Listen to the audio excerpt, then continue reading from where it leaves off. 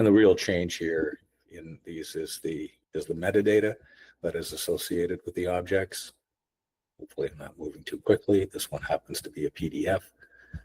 And you can see the summary here of degree name, degree level, department, which I want to point out, and it's in the example here, the images, is Islandora doesn't restrict you on your metadata. Now, a system that we provide comes pre-configured to make it easier.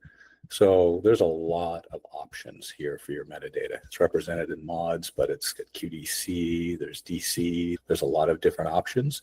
When we start a project, our metadata team and your metadata team will work together to determine what it is that you want to represent in your metadata, whether this is a greenfield or whether you're coming from another system and you want to migrate into this one.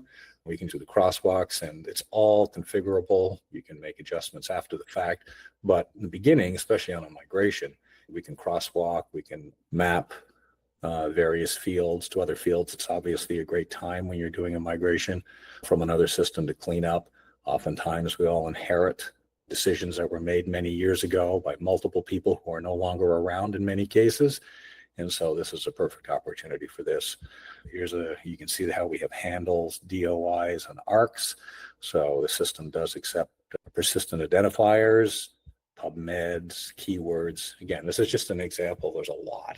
So out of the box, you have a lot of opportunities. You have text fields as well. So you have a lot of flexibility with your metadata. Publications. Also wanted to show here newspapers. Islandora comes with a pretty good navigation for newspapers.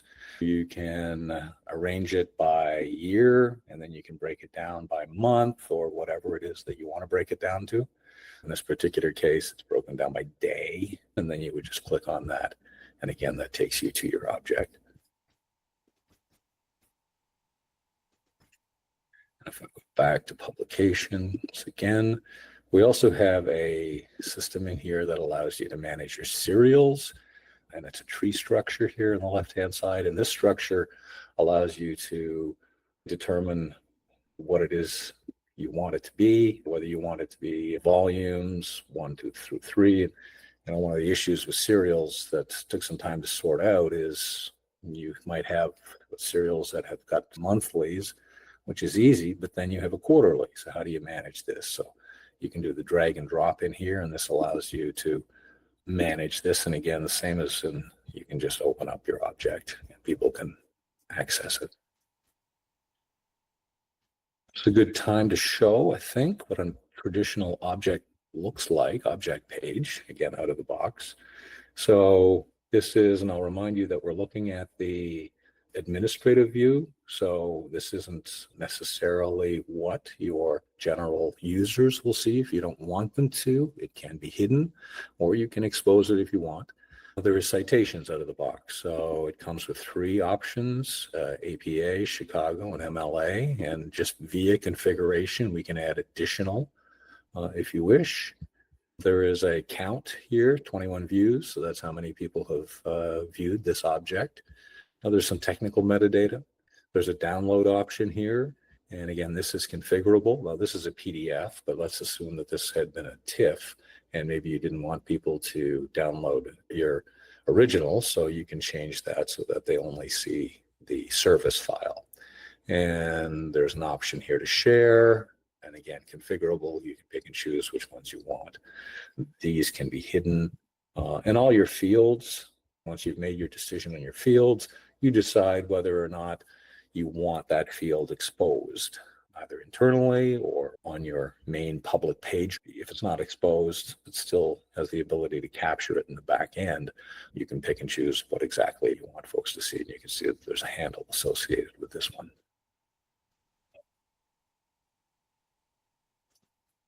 There's different views for this. So right now we've got, this is what we call the card view. And so this is a popular way to display your collections. It gives you whatever you really want in here, because this is just picking up a field out of your metadata. So this is off title, and you can again configure how much text and what it is within reason. Obviously, for visual reasons, you want to kind of limit this depending on how many collections you have. But if you don't want it that way, you can put it in grid view as well. And you can also put it in list view, which, if I can get under the pencil edit, is here. So these are just some ways in which right out of the box that you can display your objects. So this, because we are logged in and I am an administrator, this is where you can manage your repository. And it's broken down by headings here to make it easier. So content.